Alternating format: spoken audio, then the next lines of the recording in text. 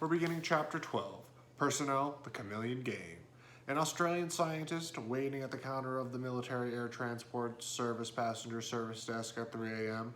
felt ill at ease in these unfamiliar surroundings. He had been assured that his travel through to Washington had been arranged and that he would be met when his plane arrived from Manila at Travis Air Force Base in California. All he had in the way of instructions was a small note that said, "Major Adams will meet you upon arrival at Travis. If he should not be there, call him by this base telephone number 12-1234. The WAF on the other side of the counter could find no Major Adams listed anywhere in the Travis telephone book. But she volunteered to ring that number anyhow. A sleepy voice answered, "Special Support Squadron, Airman Jones speaking." The contact was made. Airman Jones appeared shortly at the passenger service desk in civilian attire and announced himself as Major Adams. The Australian had met his contact and would soon be on his way to South San Francisco Airport for his commercial flight connection to Washington. In Washington, he was met again by another contact and spent 2 or 3 days at a hotel where, from time to time, he met various scientists and their companions. They discussed with him the meetings he would attend in Rotterdam, then later in Moscow, to join the world's top radio astronomers in observing the latest massive antennas that were being used in Europe and in the Soviet Union. Nothing in the United States approached the sophistication of the Soviet equipment, and the Australians were far ahead with their own work. After a few days with his new friends in the scientific world, with whom he met on the basis that they were from the National Science Foundation, the Australian flew to Europe and thence to Moscow. In Europe, he had more meetings with American scientists, and after the Moscow meetings, he willingly discussed the advanced equipment and techniques he had seen and worked with there. He even talked about a totally new antenna concept of his own for which he hoped to get funds in Australia and which had been enthusiastically accepted by the scientists in Europe and Russia as a great advance over present fixed parabola technology. In return for free air travel and other amenities, this Australian had been willing to spend time with American scientists whom he knew or knew of, and with certain of their friends and fellow workers. He was unaware of the fact that among those fellow workers were CIA personnel eager to learn all they could about the technology of the Russians. Advanced radio antenna work used in astronomical observations could, with minor changes, also be used as radar antenna for an advanced air defense system. The recruitment of personnel for such special and fleeting requirements is one of many skills of the Personnel Division of the CIA under the leadership of the Deputy Director of Services. It is another of the logistics function of that directorate that performs major miracles for the CIA and even for the secret team. In the beginning, when a new organization is formed in the government, such as the HEW, Health, Education, and Welfare, HUD, Housing and Urban Development, and others, it is customary to flesh out the unit with staff and resources from other organizations assembled for that purpose. Since the CIA was a totally new organization, this normal process could not be relied upon to build a professional staff in the period of time required for the agency to become effective. Former OSS alumni from World War II were pulled in from wherever they were at the time, and they were augmented as rapidly as possible by personnel from other units within the government who had the special training and intelligence type of work. This meant that the FBI was raided to the point that its director called upon the Department of Counterintelligence to ask that such raids be halted. Many other early personnel came from World War II military resources of all kinds. The straight-line intelligence personnel went into the Deputy Director of Intelligence and a large number of logistics specialists went directly into the Deputy Director of Services. It was startling to see them take on new life as they began to realize that they no longer worked under the routine red tape and restraints of the military service in which they had been trained. Men who had fought to keep supply levels up to authorized quotas now found that they could exceed quotas with abandon. Men who had watched budget figures year after year to build little caches to take care of essential needs found that they could draw upon funds that never seemed to run out. The same was true for personnel needs, for transportation, and for communications. It was not long before the agency was quite adequately manned, and wherever there were shortages, it was able quite easily to find military personnel who would voluntarily accept an assignment. As a result, thousands of military men served with the agency from its inception. This turned out to be fortunate. No long-range organization can prosper with most of its employees in the same general age bracket. The agency, having been born in the immediate post-war era, inherited people who were generally in the same age group. The men at the top and the men in lesser jobs all were about the same age. This meant that as the years rolled on, the openings at the top would be few and the logjam of those in lower grades would be terrific, stifling career development. The overhead of disposable military personnel helped clear up this problem.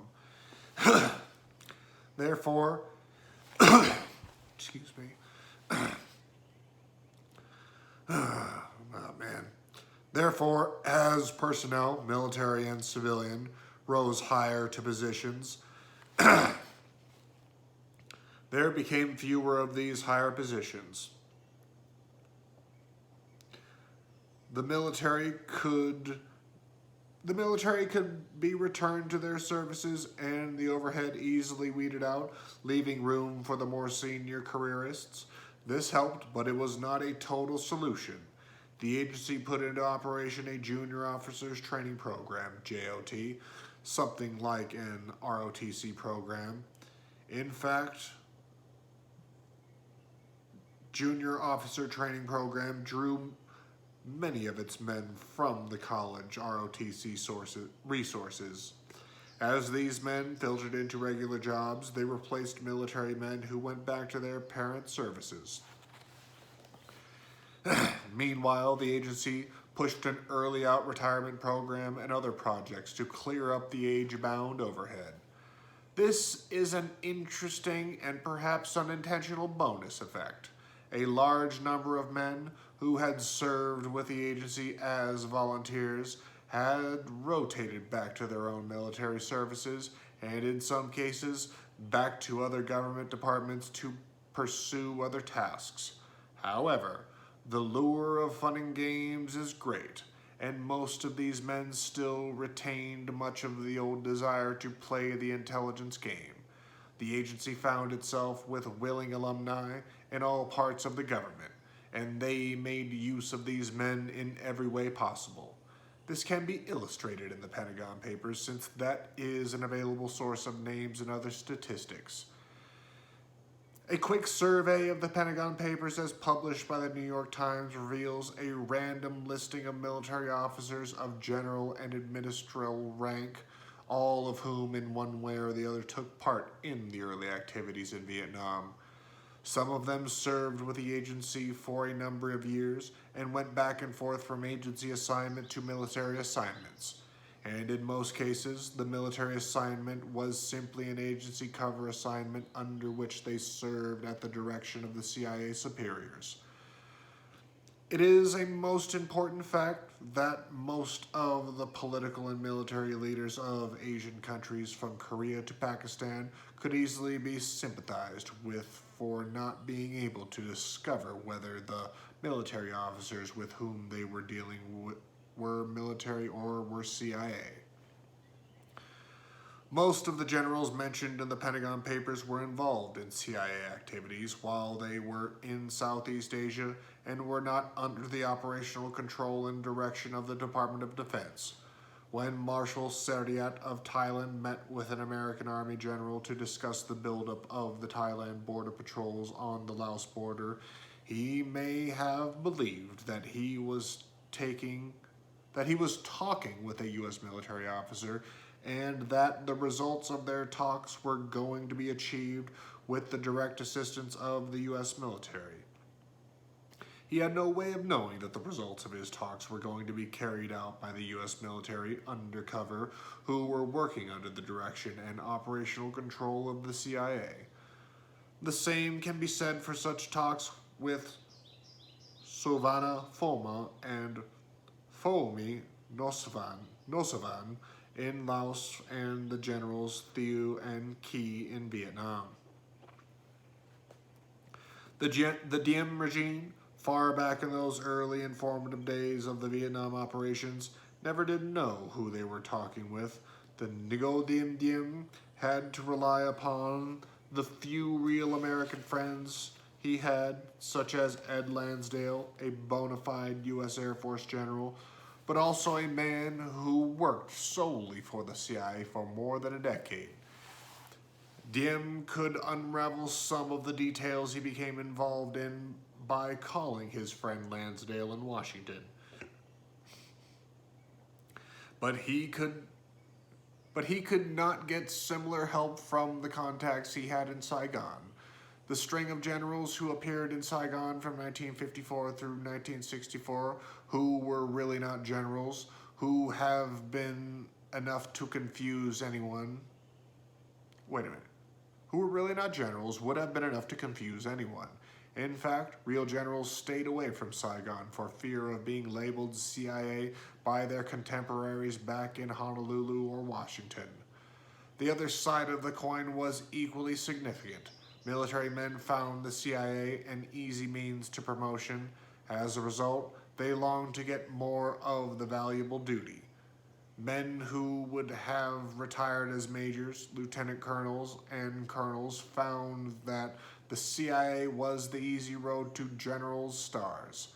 There are a great number of generals, even up to the full 4-star rank, who would never have made that grade and who never would have made general at any level had it not been for their CIA assignments and their role they played in their development of the Vietnam operations. There were a great many of these men. This force alone has had a considerable impact upon the nature of Vietnamese events and upon the escalation of activities in Vietnam back in the days when small but catalytic events propelled the early actions into a massive campaign. The same thing was happening in Washington, as men who served under Allen Dulles went out into other parts of the government, into the Institute for Defense Analysis, the Rand Corporation, certain key university jobs into select businesses and major foundations. Dulles found that he had a massive instrument upon which he could orchestrate events as he wished. It was not his technique to lay deep plans and to use all of these resources in pursuit of these plans. Rather, it was his game to continually call upon the vast and continuing resources of secret intelligence to supply him with input data, with the raw events that he could then toss upon the keyboard to sound their own chords across the field of foreign relations. This may sound a bit weird at first telling, but how else can anyone explain the random series of events that has happened in the name of foreign affairs and the anti-communism since 1955? All personnel who had trained with the agency had learned enough about its ways, its freedoms, and its ability to circumvent normal bureaucratic red tape, and were somewhat spoiled. Later, when they had gone out into the other departments and agencies of the federal government, they would find themselves, at times, frustrated in their everyday activities. They tended to return to their agency affiliations and found that they could still get things done through agency channels. They also served as agency conduits for things which the agency wanted done where they now worked. This developed a loose but effective network with tentacles that reached out in all directions. There was a group that was utilized as airline operators. They went into various countries such as Ethiopia, Iran, Jordan, Laos, Vietnam, and many others, and worked to establish airlines, many of which ostensibly were national air carriers. These airlines were put together by common interests, part civilian businesses, and part clandestine operations. In such cases, secrecy was not really very deep, but it was used to shield the identity of the interest concerned from other parties in the United States. The host government certainly knew who was behind the airlines, and they knew that there was more money being spent than was coming in through commercial revenues. These airlines and their supporting bases, which in many countries were relatively costly enterprises, became increasingly modern. They began with what were called World War II surplus aircraft, such as the old C-46 and C-54. They then began to get hand-me-down Constellations and DC-6 and DC-7 aircraft, which had been the backbone of the U.S. airline fleet before the advent of jet transports. Most of these countries did not have the pilots and other personnel essential to the operation of modern airlines, so the agency cover units filled these spaces. Soon, national pride dictated that these airlines have the finest modern equipment in order that their neighbors would not outshine them. It was not long before a number of these small and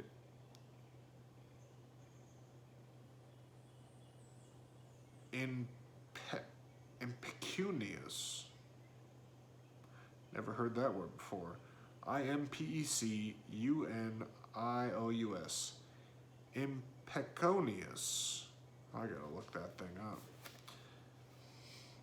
It was not long before a number of these small and impecunious airlines began to flaunt their new jets before the public from Manila to Tehran.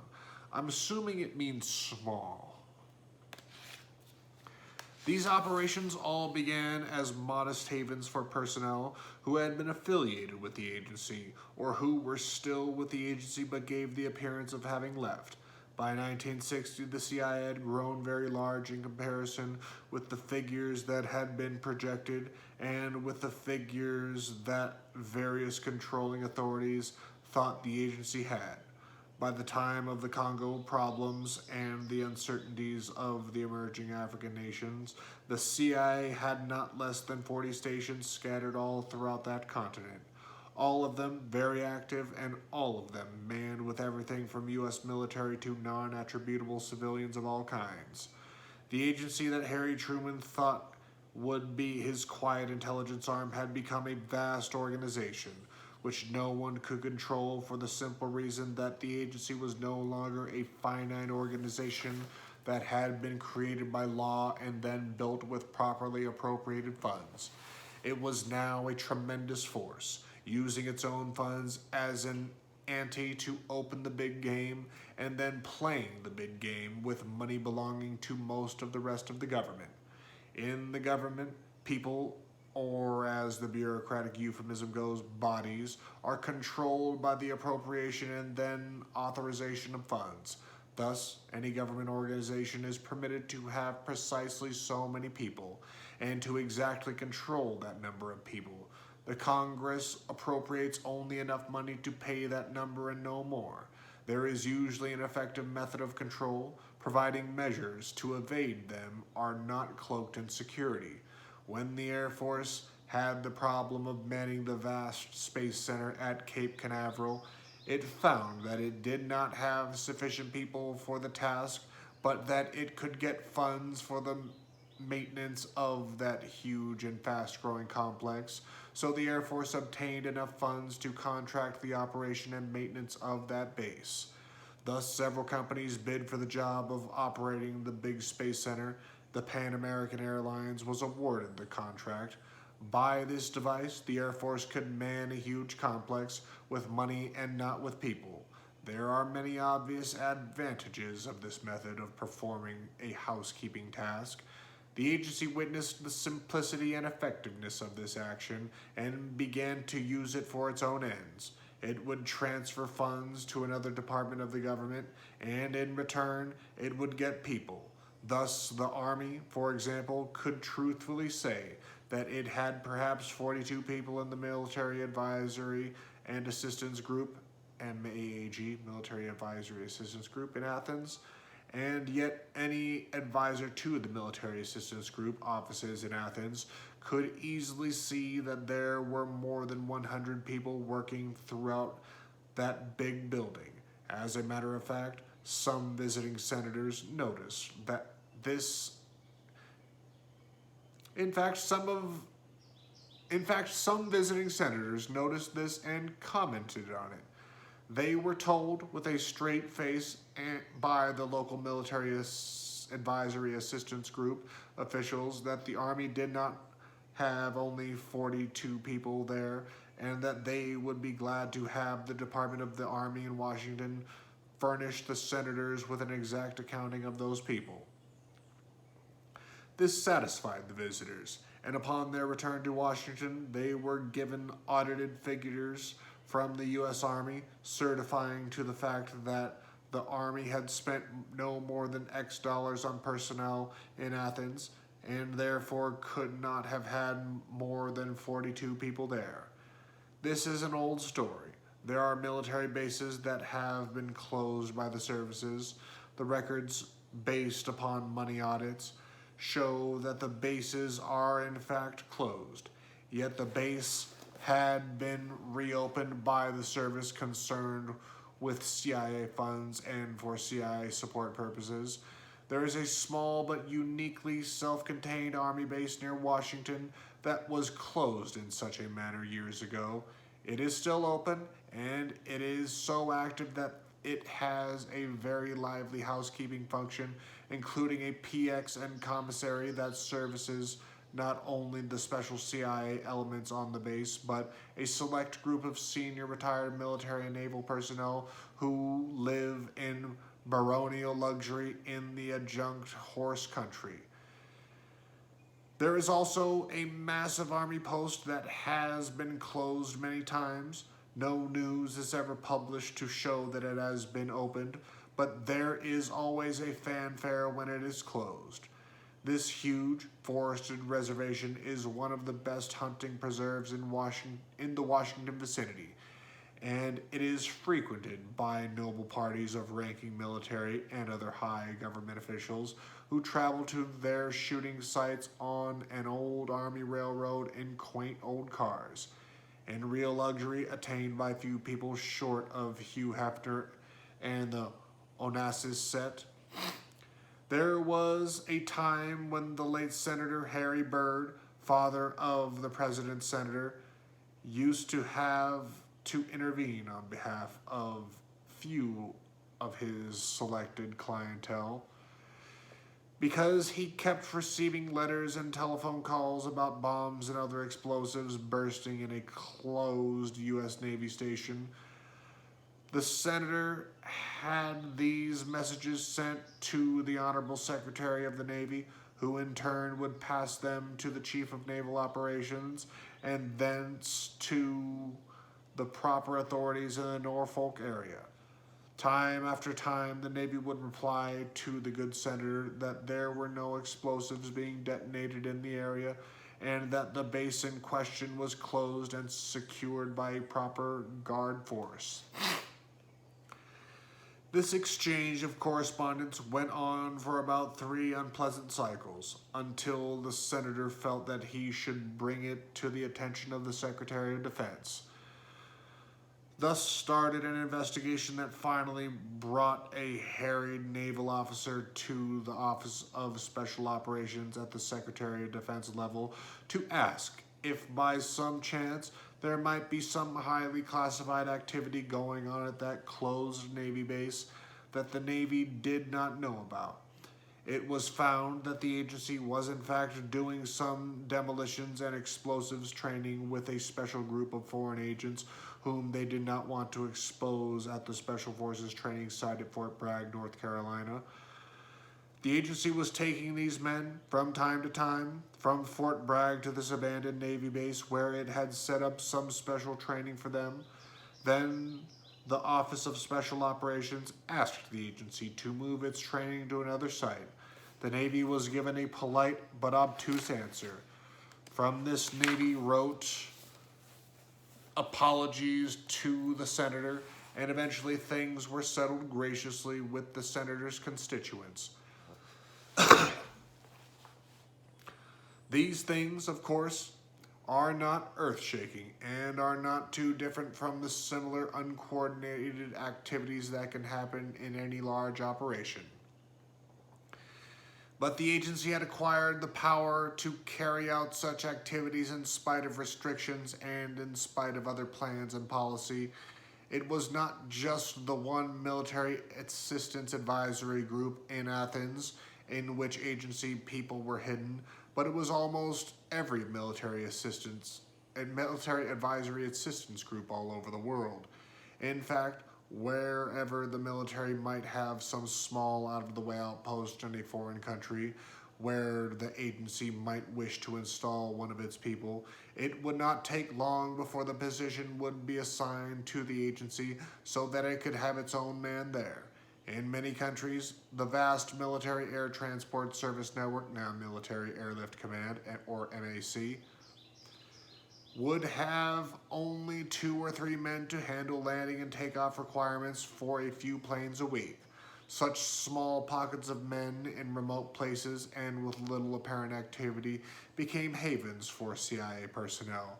And when activity grew in such locations as it inevitably did, the agency would make funds available to the parent service for more bodies, and the manning would be increased to provide for an invisible military expansion. Later, auditing of the strength of the service involved would never show the increase. The agency would never have to show the increase either, because all it had done was expend dollars, and this would not be questioned. One of the things Allen Dulles achieved shortly after the submission of his report to President Truman was the approval of an amendment of the National Security Act of 1947. The amendment was passed in 1949. Among other things, it gave the CIA much more latitude in the expenditure of and accounting for its authorized funds. I'm reading that over. The amendment was passed in 1949. Among other things, it gave the CIA much more latitude in the expenditure of and accounting for its authorized funds. As a result, all of the Department of Counterintelligence had to do was to personally certify that the money had been spent properly, and there would be no further review. It was not thought at the time that money such as this would be used to make major changes in the personal strengths of supporting government departments. This device was used, however, and it permitted vast expansion of CIA manning strength in the guise of other government department jobs. All of this went without review and audit. By the time the agency was ready to participate in an operation as large as the Indonesian campaign of 1958, it had the resources to open foreign bases, to create entire supporting tactical and transport air force, and to demand the services of naval supporting forces. A former World War II air base, a remote Pacific island, was reopened and put into commission, and a whole fleet of aircraft was put into major overhaul bases in the States to create an attack force of substantial capability. A rather considerable air transport force was able to deliver deep into Indonesia tens of thousands of weapons and the ammunition and other equipment necessary to support such a force, all by airdrop. The CIA had become a major power by 1958 and was ready to enter the world arena as the core of the greatest peacetime operational force ever assembled. By this time, the agency was not working alone. It was getting the willing and most active support of other elements of the Department of Defense and from the White House and parts of the government. It was becoming a broad-gauge secret team.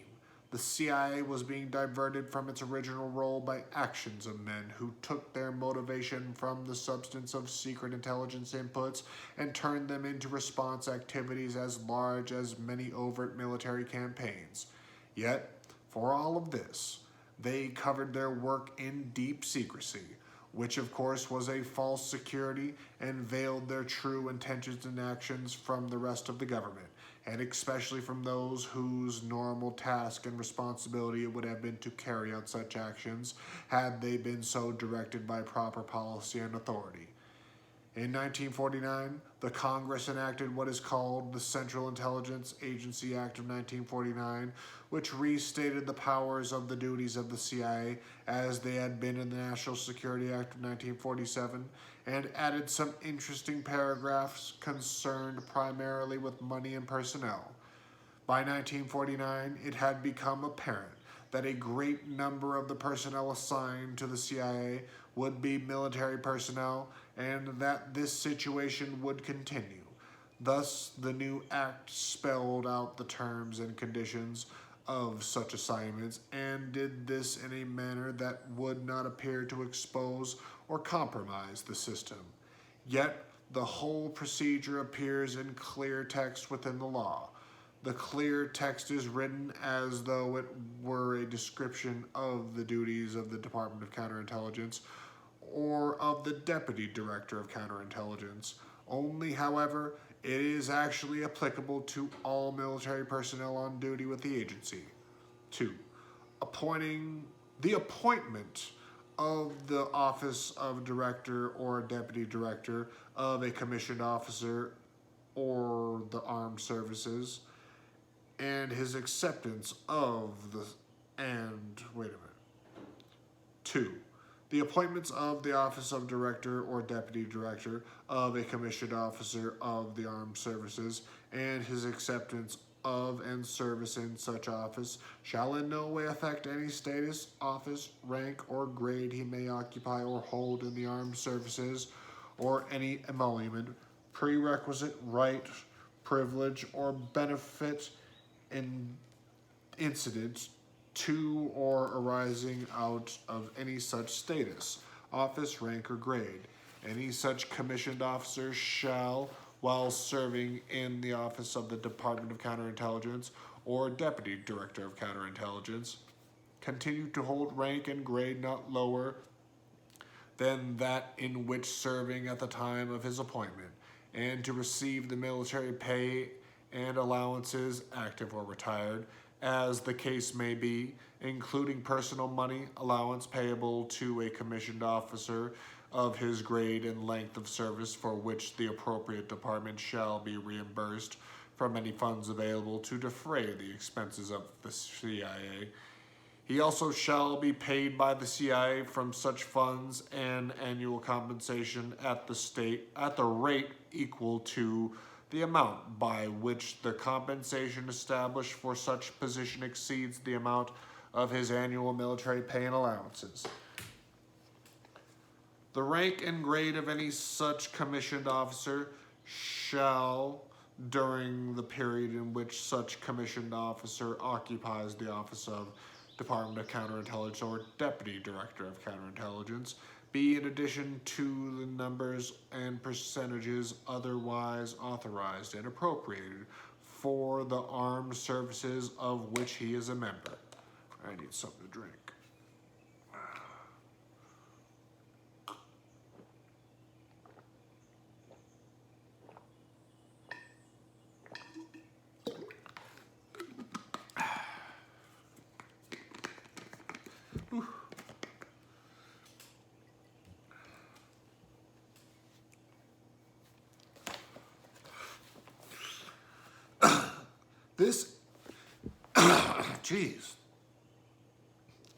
This is a most important feature of the CIA personnel policy. Note that the law states that The appropriate department shall be reimbursed from any funds available to defray the expenses of the CIA.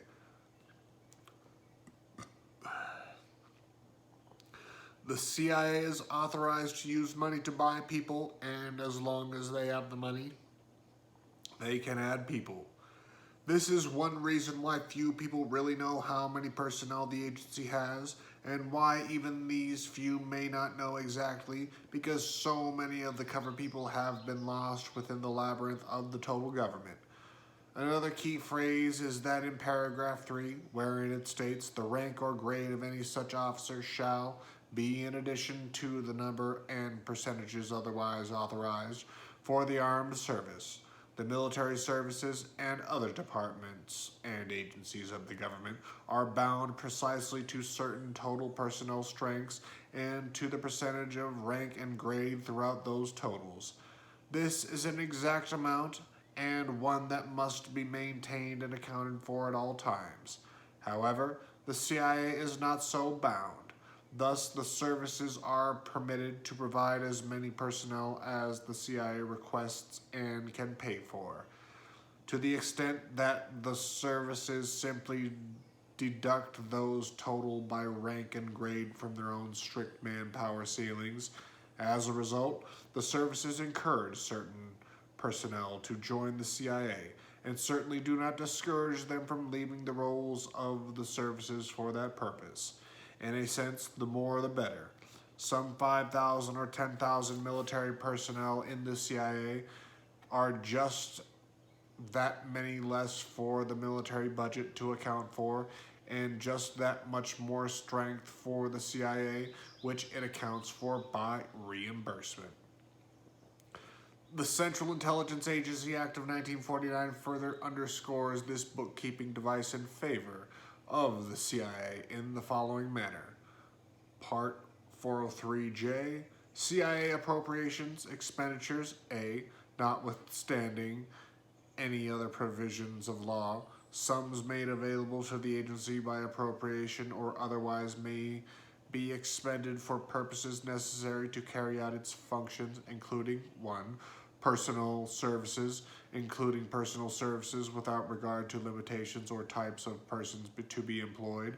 2. Supplies, equipment and personnel and contractual services otherwise authorized by law and regulations when approved by the director. B.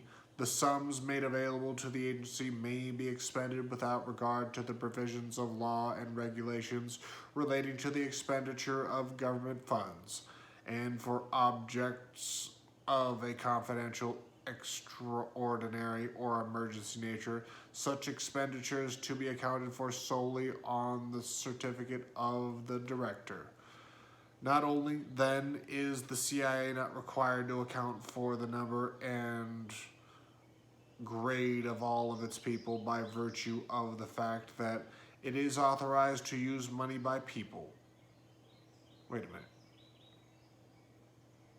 Not only, then, is the CIA not required to account for the number and grade of all of its people by virtue of the fact that it is authorized to use money to buy people without regard to other law, but as we see in these latter phases, the CIA is not required to account for the money it spends either.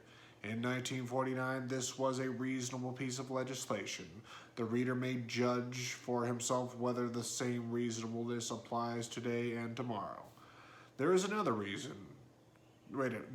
portion of this act that touches upon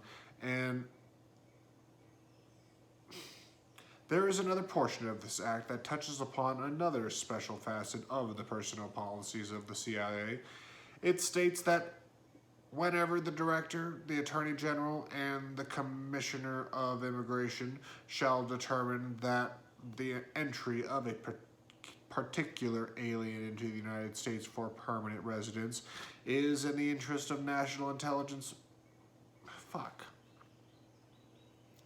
Whenever the Director, the Attorney General, and the Commissioner of Immigration shall determine that the entry of a particular alien into the United States for permanent residence is in the interest of the National Intelligence Mission, Such alien and his immediate family shall be given entry into the United States for permanent residence without regard to their inadmissibility under the immigration or any other laws and regulations, or to the failure to comply with such laws and regulations pertaining to admissibility, provide that the number of aliens and members of their immediate families entering the United States under the authority of this section shall in no case exceed 100 persons in any one fiscal year.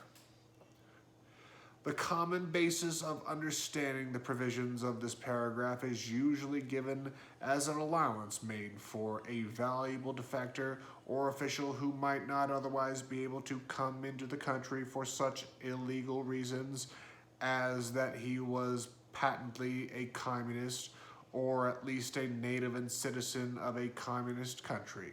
Certainly, in arranging for such defections, the Department of Counterintelligence and his agents must be able to guarantee to the defector that he and his family will be accepted permanently into the United States.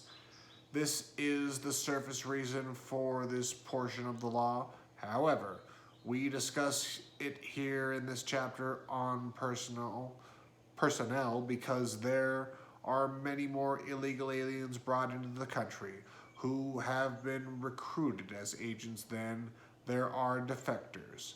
In one sense of the words, illegal alien and defector may be about the same thing.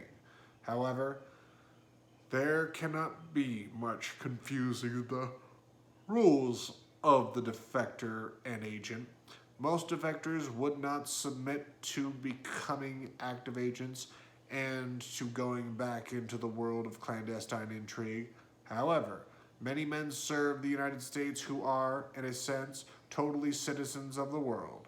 These men are technically United States citizens by virtue of the application of the above cited law, but they also have been given citizenship in other countries as cover. These are extremely intricate ploys that require considerable time, money, and effort to maintain, as well as the dedicated daring of the men so occupied. Some of these men are pilots, navigators, and members of other highly specialized professions, and the least of them would titillate a true life James Bond on most scores. They are, of course, but a nucleus of a greater segment of the agency. There are a great number of non-U.S. citizens who work for the agency in many capacities.